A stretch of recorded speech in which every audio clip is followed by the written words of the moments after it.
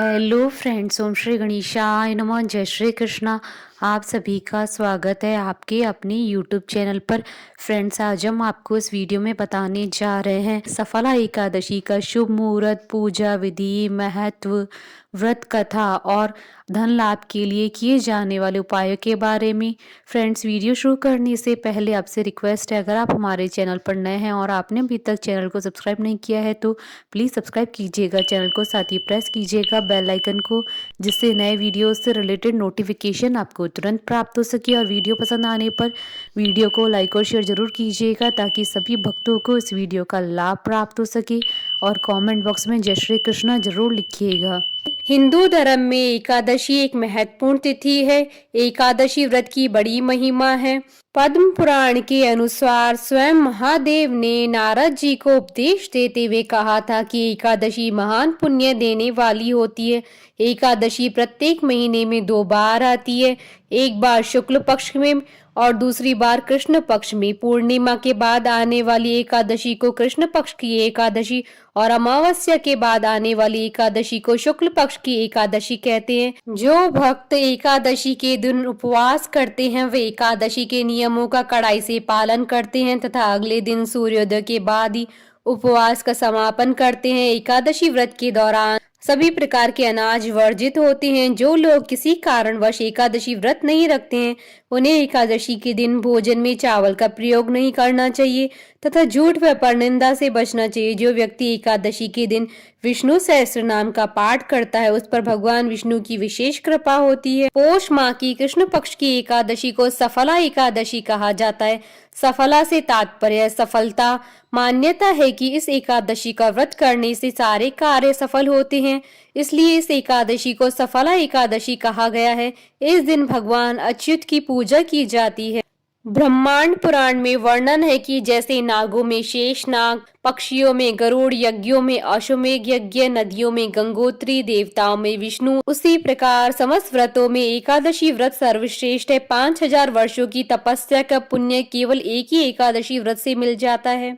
सफला एकादशी का महत्व धार्मिक ग्रंथों में धर्मराज युधिष्ठिर और भगवान कृष्ण के बीच बातचीत के रूप में वर्णित है। मान्यता है कि 1000 अश्वमेघ यज्ञ मिलकर भी इतना लाभ नहीं दे सकते हैं जितना सफला एकादशी का व्रत रखकर मिल जाता है। सफला एकादशी का दिन एक ऐसे दिन के रूप में वर्णित है जिस दिन व्रत रखने से दुख समाप्त होते हैं और भाग्य खुल जाते हैं। सफला एकादशी का व्रत रखने से व्यक्ति की सारी इच्छाएं और सपने पूर्ण होते हैं। फ्रेंड्स, अब आइए जानते हैं सफला एकादशी के शुभ मुहूर्त के बारे में। हिंदू पंचांग के अनुसार इस बार सफला एकादशी व्रत 30 दिसंबर 2021 गुरुवार के दिन है। पौष कृष्ण एकादशी तिथि प्रारंभ होगी 29 दिसंबर 2021 को शाम 4:12 पर और पौष कृष्ण एकादशी तिथि का समापन होगा 30 दिसंबर 2021 को दोपहर 1:40 पर। व्रत पारण का समय रहेगा 31 दिसंबर 2021 को सुबह 7:16 से सुबह 9:21 पर। व्रत पारण के दिन हरिवासर समाप्ति का समय रहेगा 31 दिसंबर 2021 को सुबह 10:39 पर। फ्रेंड्स, अब आइए जानते हैं सफला एकादशी की पूजन विधि के बारे में। सफला एकादशी का व्रत रखने वाले श्रद्धालुओं को इस दिन भगवान अच्युत की पूजा अर्चना करनी चाहिए। इस व्रत की विधि इस प्रकार है। प्रातः काल स्नान करने के बाद व्रत का संकल्प लेकर भगवान को धूप, दीप, फल और पंचामृत आदि अर्पित करना चाहिए। नारियल, सुपारी, आंवला, अनार और लौंग आदि से भगवान अच्युत का पूजन करना चाहिए। इस दिन रात्रि जागरण कर श्री हरि के नाम के भजन करने का बड़ा महत्व है। व्रत के अगले दिन द्वादशी पर किसी जरूरतमंद व्यक्ति या ब्राह्मण को भोजन करवाकर दान दक्षिणा देकर व्रत का पारण करना चाहिए। एकादशी के दिन बिस्तर पर नहीं जमीन पर सोना चाहिए।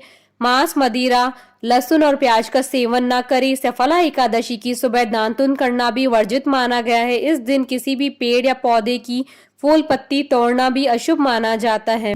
फ्रेंड्स, अब आइए जानते हैं धन लाभ के लिए किए जाने वाले उपाय के बारे में। सफला एकादशी के दिन श्री हरि की पूजा लक्ष्मी जी के साथ संयुक्त रूप से करें। माँ लक्ष्मी को सौंफ और श्री हरि को मिश्री अर्पित करें। श्री हरि की पूजा के बाद ओम ह्रीम श्रीम लक्ष्मी वासुदेवाय नमः का 108 बार जाप करें और सौंफ और मिश्री को एक साथ रख लें और रोज प्रातः ग्रहण करें। फ्रेंड्स, अब आइए प्रारंभ करें सफला एकादशी की पौराणिक व्रत कथा। महाराज युधिष्ठिर ने पूछा, हे जनार्दन, पौष कृष्ण एकादशी का क्या नाम है? उस दिन कौन से देवता का पूजन किया जाता है और उसकी विधि क्या है?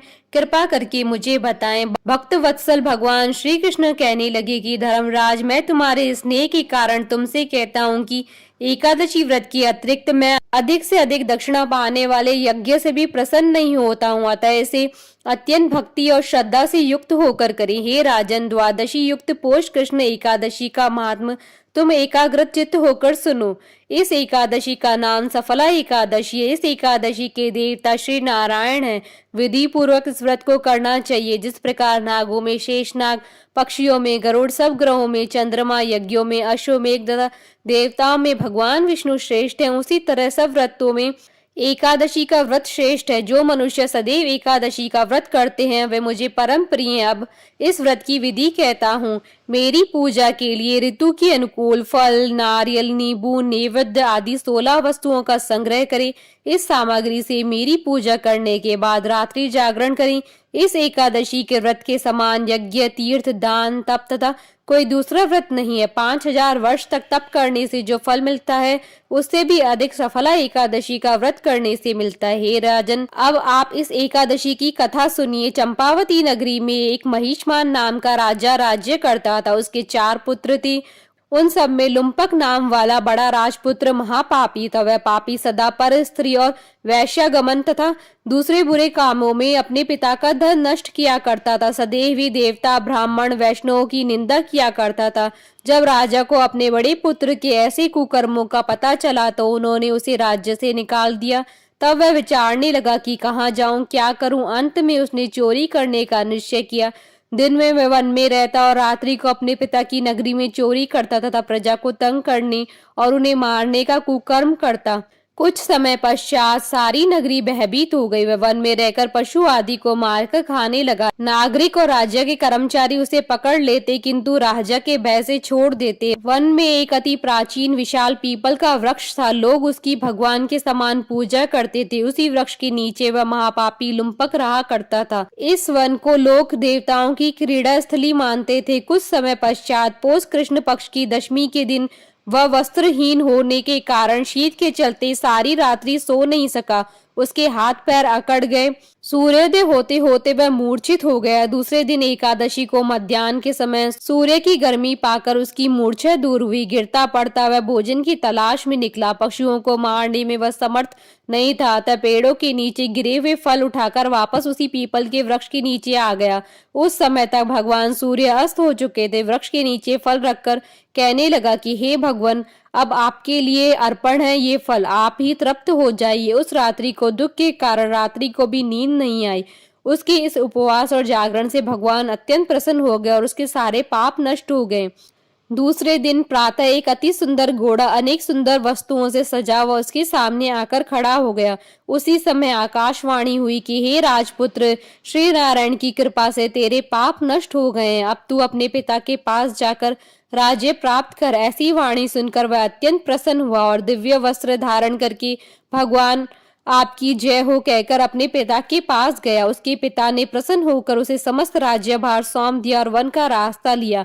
अब लुम्पक शास्त्रानुसार राज्य करने लगा। उसके स्त्री, पुत्र आदि सारा कुटुंब भगवान नारायण का परम भक्त हो गया। वृद्ध होने पर वह भी अपने पुत्र को राज्य का भार सौंपकर वन में तपस्या करने चला गया और अंत में वैकुंठ को प्राप्त हुआ।